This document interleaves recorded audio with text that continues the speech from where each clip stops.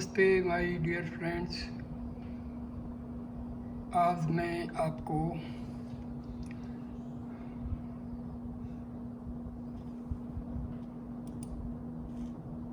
उपनिषदों की कथा की जो श्रृंखला मैंने शुरू कर रखी है, उस श्रृंखला के हिसाब से आपको एक बहुत बढ़िया कथा मैं सुना रहा हूँ। कथा का शीर्षक है अजात शत्रु और बालाकी। ये हमारे ऋषि जो थे, ऋषि मुनि, वो कहानियों के द्वारा हमें बहुत गहरी आत्मविद्या और ब्रह्म विद्या की बातें समझा करते थे, क्योंकि कहानी और उदाहरणों के द्वारा बहुत गहरी से गहरी जो आत्म विद्या और ब्रह्म विद्या की बातें हैं वो समझ में आ जाती हैं। तो सुनिए ये कथा। प्राचीन काल में कौशल प्रदेश में एक बालाकी नाम का मुनि कुमार रहता था। उसने 25 वर्ष की अवस्था तक ब्रह्मचर्य के सभी नियमों का तन मन से पालन कर महर्षि भारद्वाज के आश्रम में विधिवत विद्या अध्ययन किया। 6 शास्त्रों को भी पूरा पढ़कर समाप्त किया। वेदों और शास्त्रों पर पूर्ण अधिकार जब उसे प्राप्त हो गया तो दयालु मुनिवर भारद्वाज ने उसका समावर्तन संस्कार कर घर जाने की आज्ञा प्रदान की। बालाकी गुरु के आश्रम में रहकर अपनी प्रखर बुद्धि और अगाध विद्या के गौरव का मूल्य समझने लगा था। उसका यह साधारण नियम सा बन गया था कि गुरु के आश्रम में बाहर के जो विद्वान ऋषि मुनि आते उनके साथ शास्त्रार्थ करता और उन्हें पराजित करने की चेष्टा भी कर दिया करता था। वो हमेशा इसी चेष्टा में रहता था। इस कुचेष्टा में उसने 20 ऐसे ऋषियों को पराजित भी कर दिया था। इसलिए जब महात्मा भारद्वाज उसे अपने आश्रम से सर्वदा के लिए घर जाने की आज्ञा देने लगे तो बड़ी सरलता और श्रेय स्नेह भरी वाणी में मुस्कुराते हुए बोले, वत्स बालाकी, मैं जानता हूँ कि तुम्हारी बुद्धि बड़ी प्रखर है और तुमने बहुत परिश्रम से वेदों और शास्त्रों का विधिवत अध्ययन किया है, पर बेटा कभी भूल कर भी इसका गर्व मत करना और किसी विद्वान पंडित का अपने इस विद्या गर्व में उन्मत्त होकर अपमान मत करना, क्योंकि शास्त्रों में कहा गया है कि जो विद्वान होकर भी गर्व के कारण किसी विद्वान को अपने तर्क जाल में लपेट कर पराजित कर देता है और उसे लज्जित करता है, वह महान नीच सर्प से भी बढ़कर दुखदाई है। उसकी विद्या निरर्थक है और उसकी बुद्धि हिंसक है। उससे कभी समाज का हित नहीं होता। वत्स बालाकी, मेरे आश्रम में रहकर तुमने अनेक विद्वानों का अपमान किया है। उन्हें पराजित करने की प्रसन्नता तुमने मुझसे भी प्रकट की है, पर मैं एक प्रिय शिष्य होने के नाते तुम्हारी सब बातें सुनता रहा, यद्यपि मुझे इससे बहुत दुख भी होता था। पर अब गृहस्थ आश्रम में जाकर तुम अपने इस व्यवहार को सर्वथा त्याग देना। वत्स, इस समाज में बड़ी कटुता फैलती है और चारों ओर बड़ी निंदा होती है। मेरे आश्रम में एक ब्रह्मचारी होने के नाते तुम्हारी प्रतिष्ठा में कोई कमी नहीं आई, परंतु गृहस्थी में रहकर भी यदि तुम अपना यह दुखदायी व्यवहार जारी रखोगे तो जीवन बहुत दुख में हो जाएगा और प्रत्येक कार्य में कठिनाई का सामना करना पड़ेगा। जाओ, तुम्हारा मार्ग मंगलमय हो, जगत का उपकार करने की तुम में सुबुद्धि आए। वत्स, मेरी विद्या तुम जैसे सत्पात्र में पढ़कर फलवती हो, इससे बढ़कर मेरे हृदय में तुम्हारे लिए कोई सत्य कामना नहीं है। गुरु के इस उपदेश भरे आशीर्वाद को युवक बालाकी ने अमर्ष के साथ ग्रहण किया। उसके मन में उन दिनों के चित्र खींच उठे जब दूसरे शिष्यों को गृहस्थाश्रम में प्रवेश करने की आज्ञा उनके गुरु दिया करते थे। वह देखता था कि किस प्रकार सुप्रसन्न मन, गंभीर वाणी और सजल नयन होकर भारद्वाज दूसरे शिष्यों को घर जाने का आशीर्वाद देते, पर आज उनमें एकदम परिवर्तन था। न उनके मुख पर प्रसन्नता की वह चमक थी, न उनकी आंखों में वह स्नेह की बिंदु थी। उनकी वाणी में भी उस तरह के सत्कामना भरे आशीर्वादों की पवित्रता भी नहीं थी। क्या ऐसा कारण है कि एक दयालु और महात्मा गुरु होकर भी उनके व्यवहार में इस तरह का परिवर्तन आ गया है? गर्वीले बालाकी के हृदय में बहुत ऊहापोह करने पर भी यह बात नहीं बैठी और वह घर जाने की प्रसन्नता भूल गया। अभी तक उल्लास से भरे चमकते हुए उसके मुखमंडल पर विषाद की काली रेखा खिंच गई। आंखों में स्नेह आंसू के बदले अमरस की कड़वाहट आ गई और कंठ गदगद होने के स्थान पर सूख गया। होंठ मुरझा गए और हृदय में मचे हुए इस तूफान से वह स्वयं उड़ने सा लगा। किसी तरह नित्य कर्म के अभ्यास के कारण गुरु के चरणों पर झुककर उसने चरण रज को सिर में लगाया और कांपते हाथों को जोड़कर वह खड़ा हुआ। उसमें उसके चरणों में भी कपकपी फैल रही थी। महात्मा भारद्वाज को अपने प्रिय शिष्य की इस मन स्थिति का पता लगा। वह उसके अगाध दुख को समझ गई। मंगल में अमंगल की दुर्भावना उन्हें भी सह्य नहीं थी। अतः झट मुस्कुराते हुए वह बोले, वत्स, इतने दिनों तक मेरे आश्रम में रहकर तुमने जिस प्रकार मेरी सेवा की उसका भूल जाना मेरे लिए सरल नहीं है। तुम्हारे समान निष्कपट सदाचारी प्रखरबुद्धि और परिश्रमी छात्र 100 में एक होते। मुझे आज यह कहते हुए प्रसन्नता हो रही है कि तुम मेरे शिष्यों में अनन्य हो। तुम्हारी विद्या और तुम्हारी बुद्धि दोनों ने मुझे लोभा लिया है। आज तुम्हारे चले जाने से मेरे शिष्यों में ऐसा कोई नहीं दिख रहा जो तुम्हारी कमी को दूर करेगा। वत्स, जाओ, गृहस्थाश्रम धर्म का विधिवत इसी तरह पालन करो। अपने पूज्य माता पिता की मेरी ही तरह सेवा करना, अपने अतिथियों का सब तरह सम्मान करना, उम्र में अपने से बड़े विद्वान ब्राह्मणों को अपना गुरु मानना, उनसे कभी वाद विवाद मत करना और अपने समान या अपने से ऊपर में छोटे विद्वानों का भी कभी भूलकर अपमान मत करना। वत्स, विद्वान के लिए इस तरह इस संसार में अपमान से बढ़कर दुखदायी चीज़ कुछ नहीं है, इसी बात पर ध्यान रखना। गुरु के इस आखिरी और सांत्वना भरी वाणी से बालाकी का अमरस बहुत कुछ दूर हो गया। मन का भारीपन आंखों से बाहर निकल पड़ा और हृदय की असह्य गर्मी कुछ शांति हुए। गदगद स्वर से बोला, पूज्य गुरुदेव, आज पहली बार मेरे जीवन में मेरे स्वाभिमान को ठेस लगी है, पर अब मैं स्वस्थ हो गया हूँ। आपके उपदेशामृत से मेरी मानसिक व्याधियाँ शांत हो गई हैं। अब मुझे हृदय से क्षमा कीजिए और अपने हृदय में मेरा स्थान पूर्ववत रखिए। भगवान आपके समान दयालु और महात्मा गुरु के चरणों की पवित्र शीतल छाया से रहकर भी मेरा ताप जो जड़ से भी नहीं छूटा, इसका मुझे दुख हो रहा है। मन के किसी अज्ञात कोने में छिपी हुई यह संताप की अग्नि मुझे इस तरह क्यों परेशान कर रही है, इसी पर मुझे विस्मय और दुख हो रहा है। गुरुदेव, मुझे ऐसा आशीर्वाद दीजिए कि मैं सदा के लिए संताप रहित हो जाऊं। भारद्वाज बालाकी को छाती से लगाते हुए साश्रु नयन और गदगद स्वर में बोले, मेरे प्यारे, जाओ, ईश्वर की कृपा से तुम्हारा सारा संताप दूर हो जाएगा। वत्स, तुम्हारे निर्मल हृदय के आकाश में यह संताप की छाया आज जड़ से विलीन हुई। अब तुम्हें कभी दुख नहीं होगा। पर देखना, मेरी पहले की बातों पर ध्यान देना। किसी विद्वान ब्राह्मण का सोपन में भी अपमान करने की बात मत सोचना। बालाकी अंतिम बार गुरु के चरणों पर विनत होकर अपने घर की ओर प्रस्थित हुआ। इतने दिनों बाद गुरु के आश्रम को छोड़ते हुए उसे घर छोड़ने से भी बढ़कर दुख हो रहा था। उसके प्यारे साथियों ने आश्रम से बहुत दूर तक आकर उसको पहुंचाया और आंखों में आंसू भरकर सदा अपनी शुद्धि बनाए रखने की प्रार्थना की। बालाकी अपने प्यारे साथियों से गले मिलकर आश्रम की ओर एक बार प्यारे नेत्रों से देखा और आंसू भरकर अनमना सा आगे के पथ पर चलने लगा। उसके निस्पंद मन में हर्ष और शोक का एक विचित्र अनुभव हो रहा था। अपने चिर वियुक्त माता पिता, परिवार और परिजनों से मिलने की जितनी उसे उत्सुकता थी, उससे कम दुख अपने दयालु गुरु, ममतामयी गुरु पत्नी स्नेह भरे साथियों को छोड़ने का नहीं था। आश्रमवासी पेड़ पौधे और पशु पक्षी उसे पीछे खींचते हुए से मालूम पड़े, पर कर्तव्य की डोर पकड़ हुए अपने घर जाने वाली पगडंडी पर आगे बढ़ता गया। बहुत दूर तक पहुंच जाने के बाद भी वह थोड़ी देर में अपने प्यारे आश्रम की ओर देख लेता और अपने खड़े हुए साथियों का आश्रम में लौटने का इशारा करता।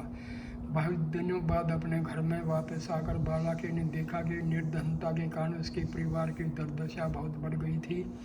वृद्ध माता पिता और नियमित आहार के अभाव से ऐसे में ही अशक्त बन गए थे। छोटे छोटे भाई बहनों का कृष्ण शरीर देखकर वह भीतर भीतर दुखी होने लगा। आखिरकार किसी तरह 2-3 दिन घर पर बिताकर वह अपने पिता से आज्ञा प्राप्त कर कुछ धन प्राप्त करने की चिंता में बाहर निकल पड़ा। काशी का राजा अजातशत्रु अपनी विद्या और दान शक्ति के कारण भूमंडल भर में विख्यात हो गया था।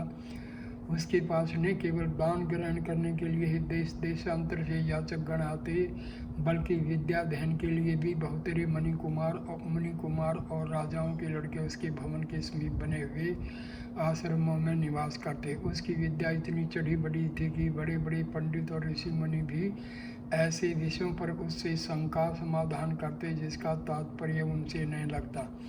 काशी विद्या की पुरी बहुत प्राचीन काल से ही कही जाती थी, पर राजा अजातशत्रु के राज्यकाल में उसकी प्रतिष्ठा सारे भूमंडल में व्याप्त हो गई थी।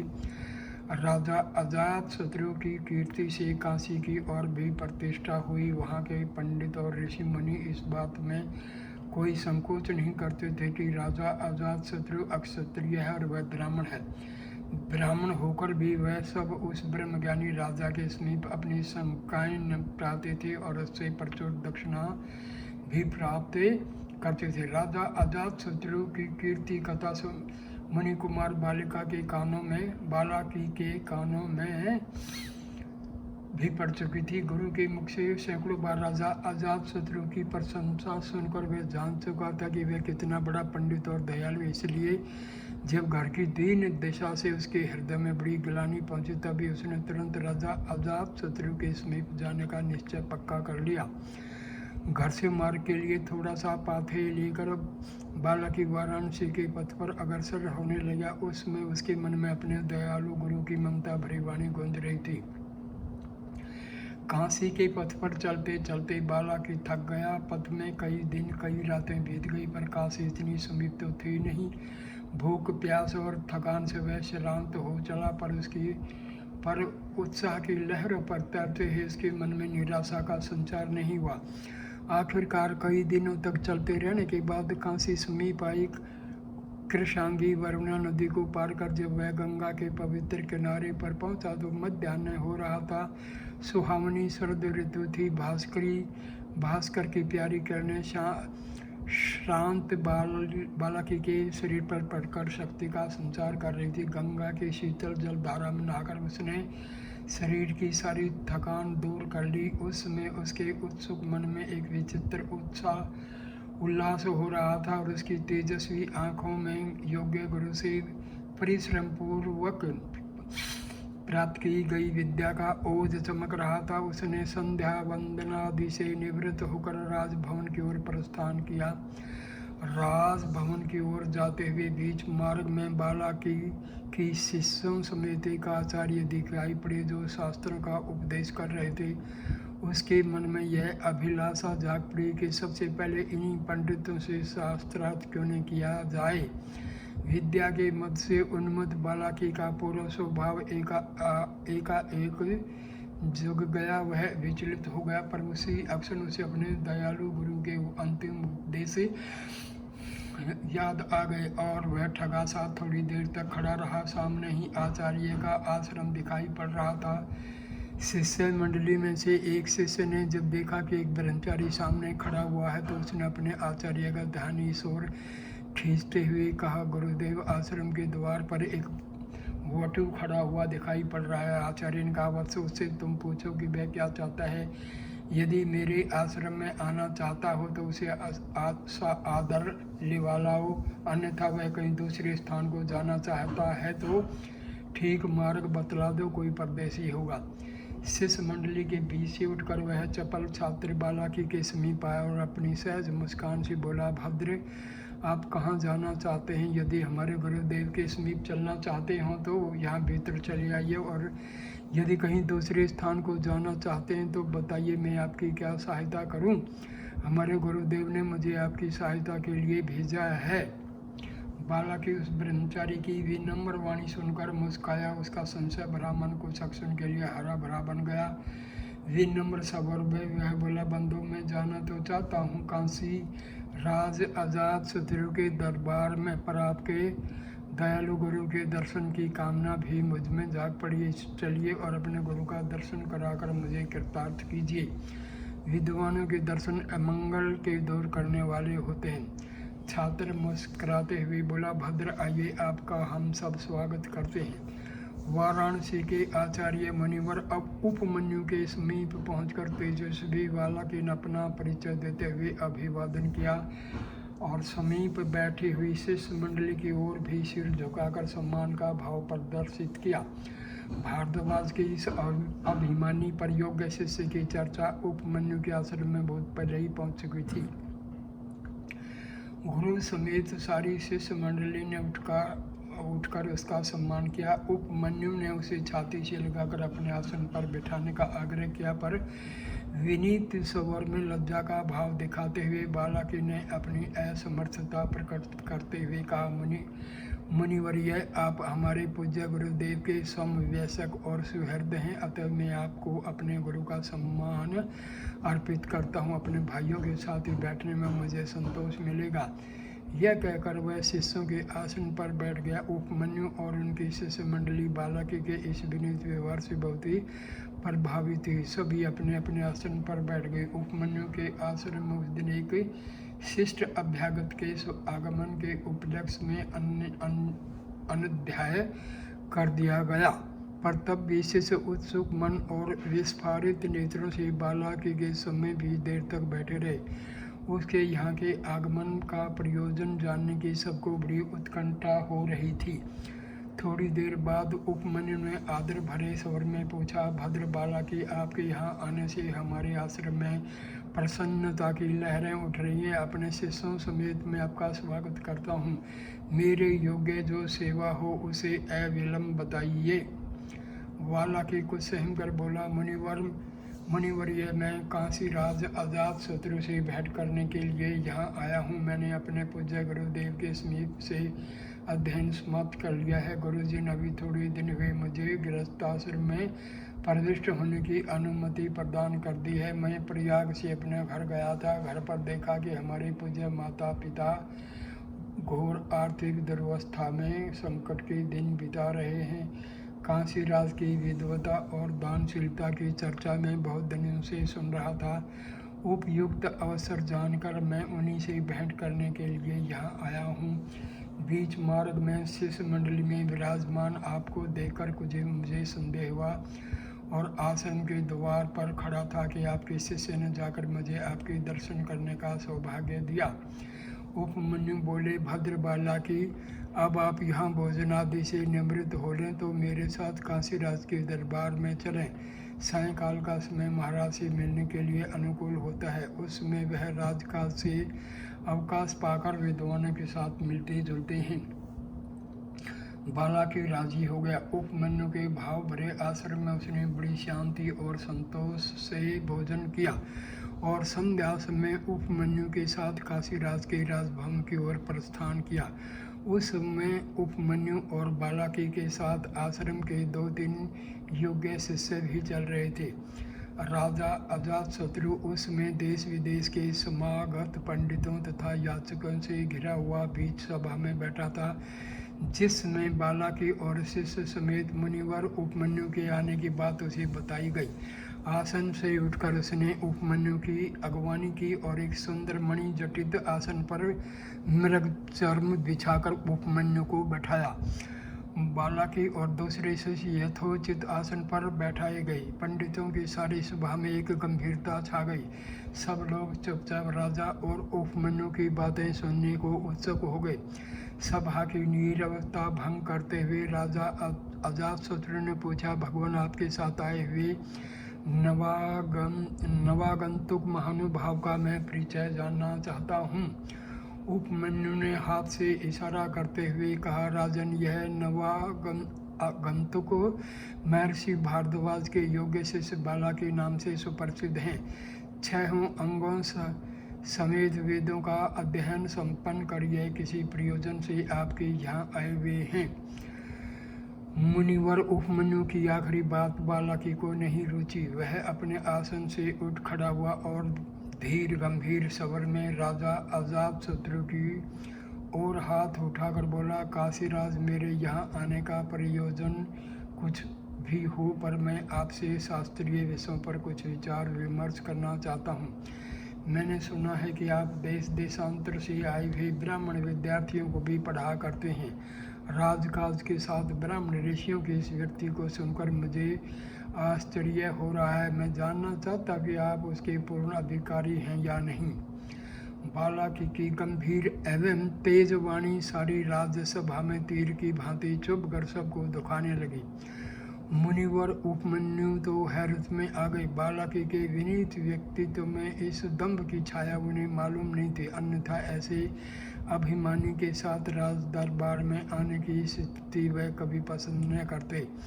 सभा में उपस्थित दूसरे पंडित जन भी विस्मय विमुग्ध से बालाकी के रोषपूर्ण मुख की ओर ताकने लगे। राजा अजातशत्रु अपनी सहज मंद मुस्कान से विनीत स्वर में बोले, भगवान, आप जैसे प्रकांड पंडित से शास्त्रीय विषयों में विचार विमर्श करने की दृष्टा मैं नहीं करना चाहता, पर यदि आप स्वयं ऐसा चाहते हैं तो मैं कल संध्या में आपकी यथामति सेवा करूंगा। आज आप बहुत थके से ज्ञात हो रहे हैं, पूर्ण विश्राम लीजिए और शरीर की थकान को दूर कीजिए। शास्त्रीय विषयों का चिंतन तन मन के पूर्ण स्वस्थ होने पर ही हो सकता है। बालाकी को राजा की इस विनत वाणी में कुछ व्यंग का भावाभास मिला। उसका अमर्ष कुछ अधिक प्रदीप्त उठा, स्वर को कुछ रुखा और चोटिला बनाते हुए वह बोला, राजन, मैं आपसे सेवा लेना नहीं चाहता। मैं दूसरे ब्राह्मण कुमारों की तरह आपसे कुछ सीखने के लिए नहीं आया हूँ, वर्ण में एक पूर्ण विद्या संपन्न ब्रह्मचारी हूँ। अपने कुछ पूज्य गुरुदेव की सेवा से मुझे जो कुछ प्राप्त हो चुका है वही बहुत है। मैं स्पष्ट कह देना उचित समझता हूँ कि मैं आपकी सेवा नहीं, आपकी परीक्षा लेना चाहता हूँ। मैं यह भी चाहता हूँ कि ब्राह्मण समाज में आपकी विद्या एवं ब्रह्म ज्ञान का जो भ्रम फैला है उसे सदा के लिए दूर कर दूं। भला ब्राह्मण के रक्त क्षत्रिय आदि दूसरे वर्णों को ब्रह्म ज्ञान या विद्या दान देने का अधिकार कैसे हो गया? राजकाज में सर्वदा व्यस्त रहने वाले लोकपरायण क्षत्रिय को वीतराग ब्राह्मणों को उपदेश देने का क्या अधिकार है? राजा चुप था। सारी पंडित मंडली चित्र लिखी सी बैठी थी। किसी में बालाकी के प्रबुद्ध पंडित मद को खर्च करने की हिम्मत नहीं थी। थोड़ी देर बाद मुनिवर उपमन्यु कुछ गंभीर स्वर में कहा, भद्र बालिका, इन तीखे शब्दों से महाराज का अपमान करने में आपको क्या लाभ होगा? कल सायंकाल ही जो कुछ होगा कहिएगा। छिपी हुई अग्नि की अवमानना करने वाले साधारण जन होते हैं। पंडित जन बिना जानी हुई वस्तु के बारे में अपनी धारणा नहीं बना लेते। विद्या और योग्यता कभी अक्षत्रिय और ब्राह्मण का विचार करने नहीं जाती। बालाकी के अभिमान में कुछ ठेस सी लगी। उसे एक ब्राह्मण से ऐसे उत्तर की आशा नहीं थी। वह अधिक विचलित हो गया। इतने दिनों तक गुरु की आज्ञा से दबी हुई उसकी अभिमानी प्रकृति अपने नगन रूप में पुनः उठ खड़ी हुई। वह अतिशय अक्षोभ भरे स्वर में बोला, मुनिवर, मुझे मालूम होता है कि राजा के धन्य को खाते खाते आपकी बुद्धि भी कुछ विकृत हो उठी है। विद्या और योग्यता ब्राह्मण की दासी है और दूसरे वर्ण वालों की देवी है। मैं जानबूझकर उस अग्नि की अवमानना करता हूँ जिसकी चमक से आपकी आंखों में चकाचौंध हो रही है। बात को आगे बढ़ते हुए देख राजा अजातशत्रु बीच में ही हाथ जोड़कर खड़े हो गए और बोला, ऋषि कुमार, मैं पूज्य ब्राह्मणों के चरण की धूल बनने की कामना करता हूँ। उनको अपना शिष्य बनाने की इच्छा मुझ में स्वप्न में भी नहीं रही है। आप शांत हो और मुझसे जो कुछ अपराध हुआ है उसके लिए क्षमा करें। आज आप बहुत श्रांत दिख रहे हैं। मुझसे यह अपराध हुआ जो बिना कुछ स्वागत सत्कार किए इस तरह की व्यर्थ वितंडा का कारण बना। बालाकी से ऐसा कहकर उसने अपनी प्रतिहारी से कहा, प्रतिहारिन, जा पुरोहित को बुलाकर ऋषि कुमार के स्नान भोजनादि का प्रबंध करने की प्रार्थना कर। मैं आज की सभा विसर्जित करता हूँ और समागत सभ्यों से विनीत प्रार्थना करता हूँ कि वे अगले 3-4 दिनों तक यहाँ आने का कष्ट न करें। ऐसे में परम मनीषी ऋषि कुमार के समादर के लिए मैं जब फिर सभा बुलाने की घोषणा करूँगा तब सब लोग उपस्थित होंगे। प्रतिहारी सिर झुकाकर चला गया और सारी सभा राजा के साथ खड़ी हुई।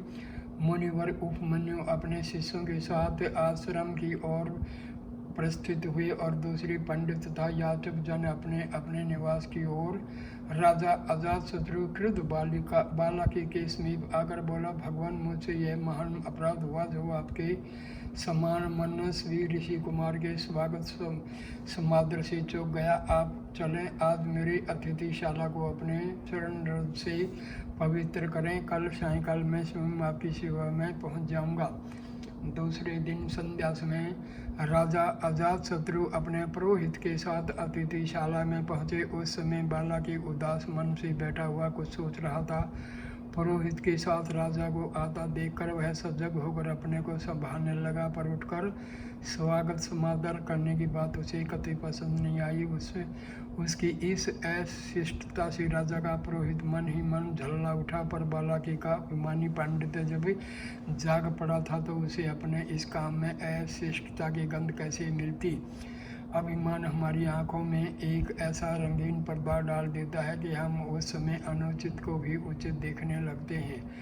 राजा अजातशत्रु ने समीप पहुंचकर बालकी को सादर अभिवादन करते हुए कहा, मुनिवर, यहाँ रहते हुए आपको कोई कष्ट तो नहीं हुआ? बालकी कुछ गंभीर स्वर में अकड़ जमाता हुआ बोला, राजन, एक मुनिवर कुमार से कष्ट के बारे में आपका पूछना यह अनुचित है। जिसका सारा जीवन साधना और तपस्या के लिए उसे सांसारिक कष्टों की चिंता क्यों होने लगी? अच्छा हुआ आप आ गई, मैं यहाँ बैठे बैठे ऊब रहा था। राजा ने अपने सहज मधुर स्वर में हाथ जोड़कर पूछा, भगवान, मेरे लिए क्या आज्ञा है? आपकी सेवा के लिए ही मैं यहाँ स्वयं उपस्थित हूँ। बालकी ने कहा, राजन, मैं अपना अभिप्राय आपके कल ही बतला चुका हूँ। इतनी शीघ्रता से बातों को भूल जाने वाला राजा इतने बड़े राज्य का शासन कैसे करेगा? अस्तु, मुझे आपकी किसी सेवा की आवश्यकता नहीं है। मैं आपकी ब्रह्म विद्या की परीक्षा लेना चाहता हूँ। राजा अजातशत्रु ने देखा कि मुनिवर का अभिमान अपनी पूर्णता को पहुँच रहा है। अब इससे आगे नम्रता दिखाने का अर्थ होगा अन्याय। वह कुछ देर तक मौन बना रहा, फिर एक आसन पर बैठकर पुरोहित को बाहर जाने का संकेत किया। राजा का पुरोहित बालकी की इन उद्दंड बातों से भर उठा था। अमरस से भरा हुआ वह अतिथिशाला से बाहर चला गया। अब राजा और बालकी के सिवा वहाँ कोई तीसरा नहीं था। उचित अवसर देख राजा ने कुछ गंभीर किंतु मधुर स्वर में पूछा, मणि कुमार, मैं आपकी आज्ञा मानने को तैयार हो गया हूँ। अब आप मुझसे जो कुछ चाहें पूछ सकते हैं। बालकी बोला, राजन, मैं आपसे उस ब्रह्म का वास्तविक स्वरूप सुनना चाहता हूँ जो मुझ में है और आप में है। यह किसी प्रकार हमारे शरीर में विविध प्रकार के सुखों एवं दुखों का अनुभव करता है और किस प्रकार समस्त ब्रह्मांड में व्याप्त रहता है। हमारे शरीर के भीतर अवस्थित होकर जो सब प्रकार के शुभाशुभ कर्मों को करने की प्रेरणा देता है, उसका फल भोग करता है। वही सूर्य, चंद्रमा आदि में अवस्थित होकर किस प्रकार प्रकाश का कारण बनता है, मैं आपसे यही जानना चाहता हूँ। राजा अजातशत्रु ने देखा कि मुनि कुमार के मन में ब्रह्म के प्रति अभी कितनी अज्ञान भरा हुआ है कि वह शरीरस्थ जीवात्मा को कर्ता और भोक्ता मान रहा है। अभी इसकी धारणा सोपाधि ब्रह्म ही तक है। उस निरुपाधि ब्रह्म के निर्मल प्रकाश की किरण इसके हृदय आकाश में प्रस्फुटित नहीं हुई है। यही कारण है कि इसमें इतनी अभिमान की मात्रा से थोड़ी देर तक चुप रहने के बाद मुस्कुराते हुए बोला, मुनिवर, मेरे मत में तो यह जीवात्मा कर्ता और भोक्ता की उपाधि से ऊपर है। मैं आपकी बातों को ठीक तौर पर पकड़ नहीं पा रहा हूँ। कृपया इन्हें स्पष्ट बताने की कृपा करें। बालाकी ने सोचा, अभी तक जीवात्मा के बारे में मैंने किसी से यह नहीं सुना था कि वह कर्ता और भोक्ता के उपाधि से ऊपर है। राजा मुझे छलना चाहता है, मैं ऐसा हरगिज नहीं होने दूंगा। वह किंचित कठोर स्वर में बोला, राजन, एक ब्रह्म ज्ञानी की तरह मुझसे बातें कीजिए। क्या आपको यह भी नहीं मालूम कि हमारे शरीर में विद्यमान जो ये आत्मा है वही संसार के समस्त कार्यकलापों का कर्ता एवं उनके फलाफल का भोक्ता है। इस अस्त होने वाले सूर्य में भी वही आत्मा भासमान है। यह सूर्य ही वास्तव में हमारी आँखों के समस्त कार्यों का संपादन करने वाला है। ऐसा समझो कि यही आँख इंद्रिय रूप के रूप में हमारे शरीर में अवस्थित है। बाह्य जगत में इसकी स्थिति आदि दैविक रूप में है और हमारे शरीर में इसकी स्थिति आध्यात्मिक रूप में है। क्या आपको यह भी विदित नहीं है कि जो पिंड में है वही ब्रह्मांड में है? राजा ने बालाकी की बातों से अच्छी तरह जान लिया कि ब्रह्म कुमार को अभी अच्छी तरह ब्रह्म ज्ञान का पूर्ण अनुभव प्राप्त नहीं हुआ है। वह ब्रह्म को उपाधि विशिष्ट बतला रहा है। सब उपाधियों से विहीन अद्वैत ब्रह्म का पूरा ज्ञान उसे प्राप्त नहीं हुआ है। यह झूठ मूठ में भी तंडा बढ़ा रहा है। अतः कुछ गंभीर स्वर में दाहिने हाथ को उठाकर कहा, मुनिवर, आप जिस ब्रह्म विज्ञान की बातें कर रहे हैं उसे मैं जानता हूँ। आपका आशय यह है कि इस कार्य कारण के संघात स्वरूप शरीर में अवस्थित आत्मा ही समस्त कार्य कर्मजालों को बनने वाला और उनका फल भोग करने वाला है, यही न? बालक ने रुक्ष स्वर में कहा, हाँ, मेरा यही तात्पर्य है। राजा अजात शत्रु ने विनत भाव से कहा, किंतु मुनिवर, केवल इसी रूप में ब्रह्म का स्वरूप जान लेना यथेष्ट नहीं है। आप यदि किसी दूसरे रूप में उस ब्रह्म को जानते हों तो मुझे बताइए, तब आपके प्रश्न का समुचित उत्तर मैं दे सकूँ, क्योंकि मैं देख रहा हूँ कि आप अभी ब्रह्म के पूर्ण ज्ञान की बातें नहीं बतला रहे हैं। बालाकी राजा की स्पष्ट बातों से भीतर भीतर कुछ हताश सा हो गया। उसे अपनी अल्पज्ञता का थोड़ा सा आभास जीवन में पहली बार अनुभव हुआ। कुछ कृत्रिम गंभीर स्वर में वह बोला, राजन, जो शक्ति इस प्रत्यक्ष चंद्रमा में वर्तमान है, जिसे हम चंद्रमा के इस गोले आकार में परिणत देखते हैं, वही शरीर में मन का आकार धारण कर समस्त कार्यों का कर्ता और उनके फलाफल का भोगता है। अब तो मेरा आश्चर्य समझ गए होंगे न? राजन कहा, मुनिवर, ये आकाश में अवस्थित चंद्रमा द्रवात्मक है। इससे जलीय तत्वों की प्रधानता है। वही इसके मनोज्ञ आच्छादन का काम करता है। इसलिए हम इसे पांडव वासा अर्थात शुभ्र पीले वस्त्र से शोभायमान भी कहते हैं। किंतु मन में भी क्या ऐसा कोई रूप है?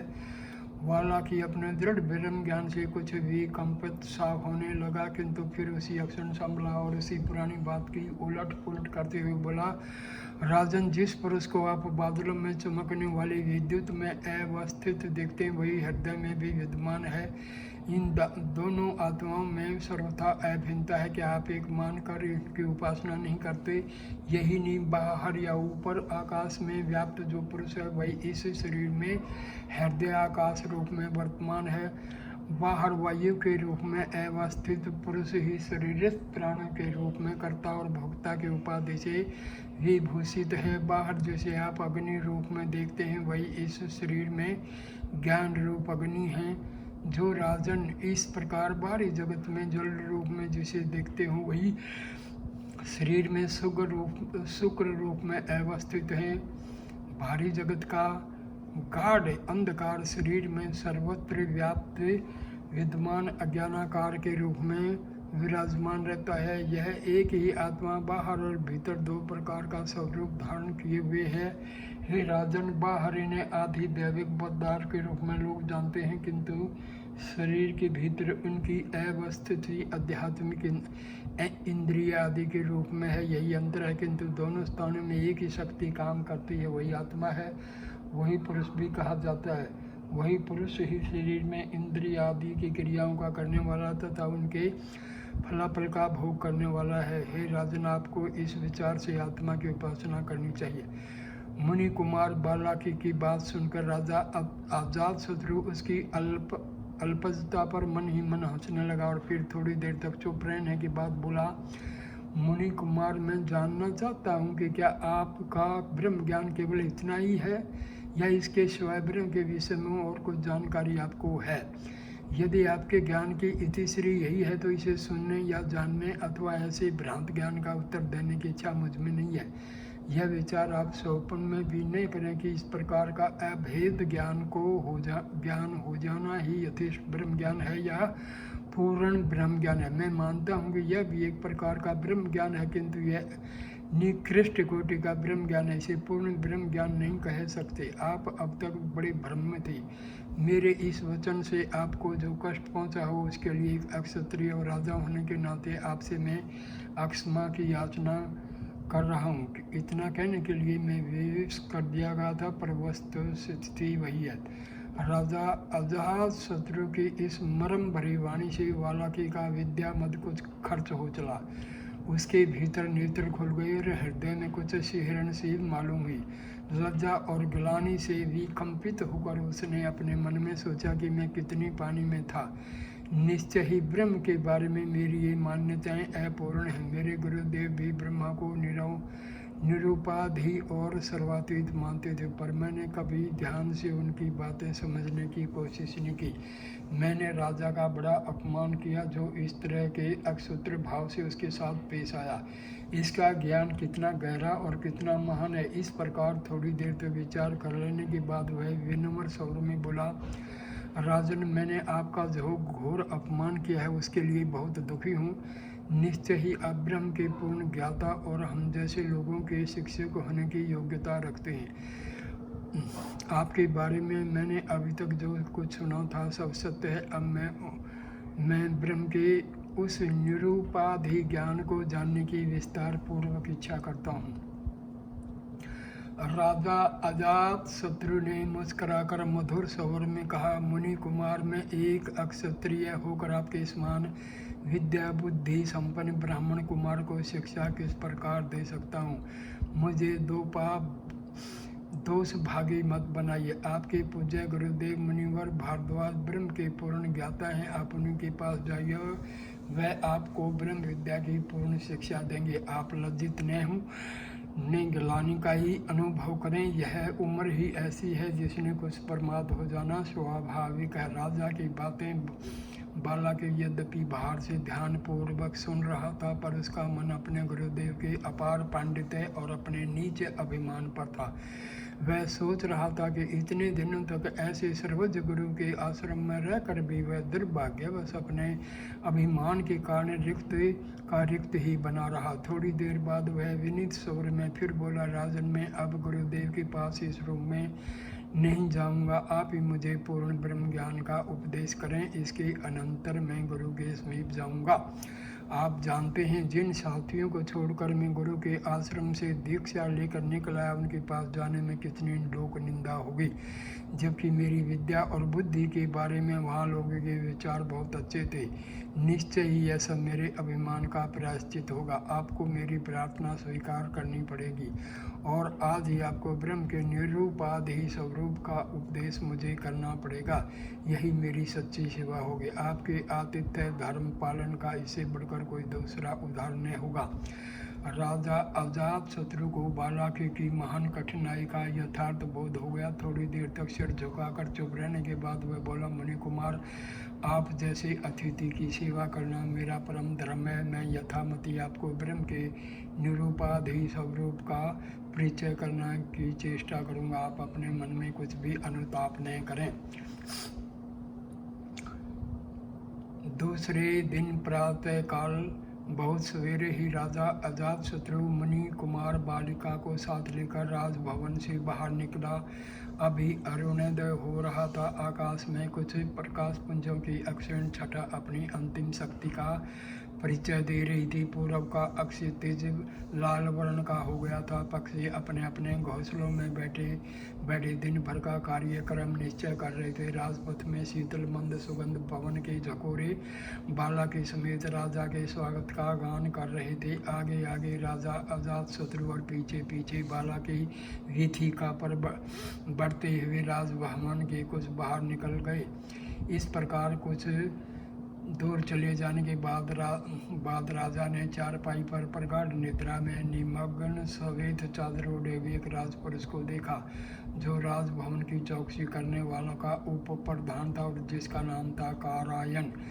वहाँ चारों ओर कुछ दूर तक सुनसान था। बहुत दूर पर कुछ दूसरे सिपाही भी अभी तक सो रहे थे। राजा ने चारपाई के पास खड़े होकर धीरे से बालाकी को अपने पास बुलाया और चुपचाप खड़े रहने का संकेत किया। थोड़ी देर तक खड़े रहने के बाद राजा ने उसी सुषुप्त राजपुरुष की ओर लक्ष्य करके पुकारा, ओ पांडववासा पुरुष, ओ चंद्रमा, ओ सोम, ओ विद्युत, उठो, अरे उठो भाई, चंद्र सवेरा हो गया।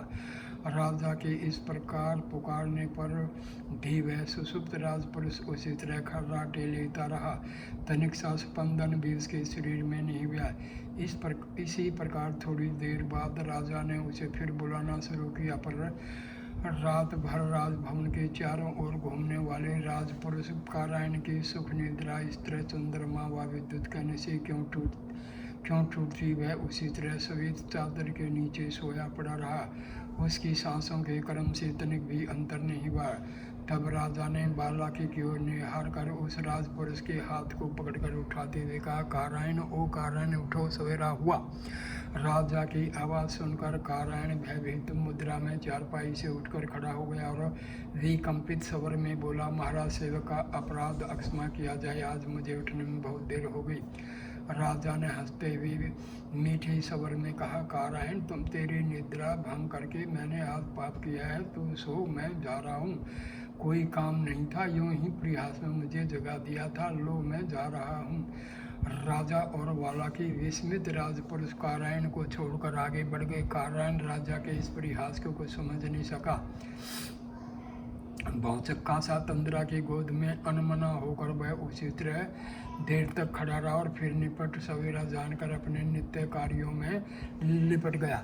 उधर बालागी को साथ लेकर राजा अपने उद्यान के भीतर प्रविष्ट हुआ, जिसमें रंग बिरंगे फूलों पर प्रभात की कोमल किरणों से प्रबुद्ध अलीवृंद अपनी अंगड़ाइयाँ तोड़ रहे थे। एक स्फटिक शिला पर बैठकर राजा ने अपनी बगल में बालाकी को खींचकर बैठा लिया और कहा, मुनिवर, उस राजपुरुष के इस तरह जगाने का तात्पर्य आपने समझा ही होगा। बालाकी ने विनम्र स्वर में कहा, राजन, मैं आप ही के मुख से उसका तात्पर्य सुनना चाहता हूँ। यूँ तो मैं यह समझ रहा हूँ कि आपने इस उदाहरण से मेरे ब्रह्म ज्ञान की अपूर्णता सिद्ध की है।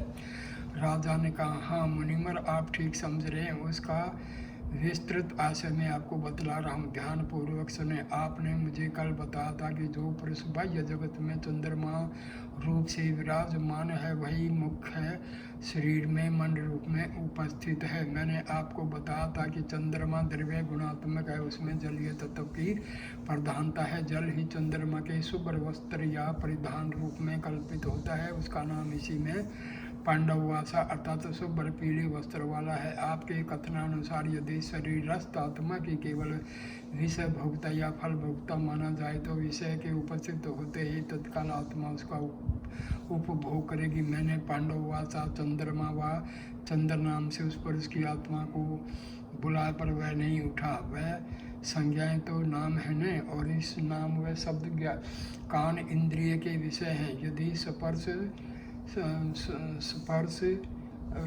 शब्द स्पर्श रूप रस आदि इंद्रियों के विषय भोगी आत्मा के स्वरूप माने जाएं तो उन शब्दों द्वारा बुलाने पर राजपुरुष को तुरंत ही उठ जाना चाहिए था, पर ऐसा नहीं हुआ। इसलिए उस उदाहरण यह स्पष्ट हो जाता है कि विषय के उपस्थित होने पर भी जब उसमें आत्मा का भोग नहीं होता, तब वह निश्चय रूप से मानना पड़ेगा कि भोक्ता रूप के अतिरिक्त भी आत्मा का कोई स्वरूप है। बालाकी ने कहा, राजन, इस विषय को तनिक और स्पष्ट कर दीजिए। राजा ने कहा, मुनि कुमार, यूँ समझिए कि कोई पदार्थ अपने सहज स्वभाव को कभी छोड़ नहीं सकता। अग्नि का स्वभाव यही है कि तरण पाते ही वह भस्म कर देगा, इसमें किसी प्रकार का विकल्प नहीं हो सकता। इतना तो आप समझ गए हैं न। आगे सुनिए। यदि आपके कथना अनुसार आत्मा का स्वरूप कर्मों का फल भोक्ता या विषय भोक्ता मान लिया जाए तो शब्द स्पर्श आदि के आते ही उसका भोग वह अवश्य करेगा, परंतु नाम लेकर कई बार पुकारने पर भी वह राजपुरुष नहीं जाग सका। इससे यह स्पष्ट हो गया कि विषय भोग के अतिरिक्त भी आत्मा का कोई स्वरूप है, केवल विषय भोग ही नहीं।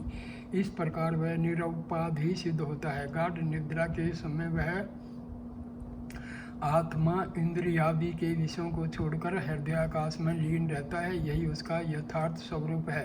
अंतःकरण आदि का संबंध भी उसी शक्ति बीज में विलीन हो जाता है। यही उसकी निरुपाधि स्वरूप अवस्था है। मुनि कुमार, सभी इंद्रियां उस प्रकार निद्रा की अवस्था में प्राणों में विलीन होती हैं। उस समय उनके विषयों में अभिमान या आत्मा के साथ मन का संयोग भी नहीं रहता। वह आत्मा शरीर, प्राणों तथा इंद्रियों सभी से अतीत है। यही प्रगाढ़ निद्रा या सुषुप्ति की अवस्था ही आत्मा की अव्याकृत अवस्था या मुख्य स्वरूप है। बालक ने विनम्र भाव से कहा, राजन, मैं उस सुषुप्ति अवस्था की पूरी जानकारी प्राप्त करना चाहता हूँ।